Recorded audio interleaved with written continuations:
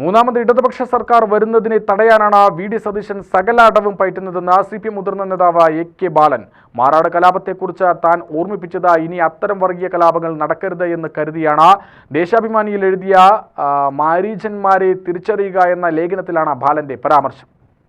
മതരാഷ്ട്രവാദവും ഭരണഘടന അംഗീകരിക്കാത്തതുമായ ജമാഅത്തെ ഇസ്ലാമിയുടെ വെൽഫെയർ പാർട്ടിയുമായി UDF സഖ്യമുണ്ടാക്കിയത് ശരിയായില്ല. ബാബറി മസ്ജിദ് പോലുള്ള ചരിത്രത്തിലെ മോശം അധ്യായങ്ങൾ ആവർത്തിക്കാതിരിക്കാനാണ് മാറാട് പോലുള്ള കാര്യങ്ങൾ വീണ്ടും പറയുന്നത്.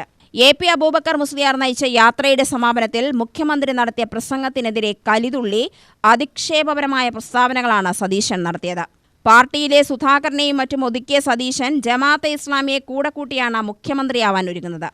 ഇസ്ലാമിക് റിപ്പബ്ലിക് ലക്ഷ്യമായി പ്രഖ്യാപിച്ച ഒരു സംഘടനയെ ചേർത്ത മുന്നണി ഉണ്ടാക്കുന്നതിനോട് നാളിതുവരെ മുസ്ലിം ലീഗോ മുസ്ലിം ബൗദ്ധിക സംഘടനകളോ അനുകൂല നിലപാടെടുത്തിട്ടില്ല. LDFന്റെ മൂന്നാം വരവ് തടയാൻ വേണ്ടിയാണ് ഉത്സാഹത്തിൽ ഇങ്ങനെയൊക്കെ നീക്കം നടത്തുന്നത്.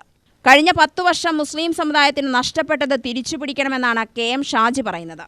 RSSും മറുഭാഗത്ത് മുസ്ലിം തീവ്രവാദ സംഘടനകളും ഇവരെ തരാതരം സ്വീകരിച്ചതിന്റെ തെളിവാണ് കഴിഞ്ഞ തദ്ദേശ തെരഞ്ഞെടുപ്പിൽ തിരുവനന്തപുരം കോർപ്പറേഷനിൽ BJP വിജയിച്ച 41 ഡിവിഷനുകളിൽ കോൺഗ്രസ് 3ാം സ്ഥാനത്തായത്. UDF അധികാരത്തിൽ വന്നാൽ ജമാഅത്ത് ആഭ്യന്തരം ഭരിക്കുമെന്ന പ്രസ്താവന വിവാദമായതിനെ തുടർന്നാണ് ബാലൻ പുതിയ വിശദീകരണവുമായി എത്തിയത്. 1 കോടി രൂപ നഷ്ടപരിഹാരം ആവശ്യപ്പെട്ട് ജമാഅത്തെ ഇസ്ലാമി ബാലന് വക്കീൽ നോട്ടീസ് അയച്ചിരുന്നു.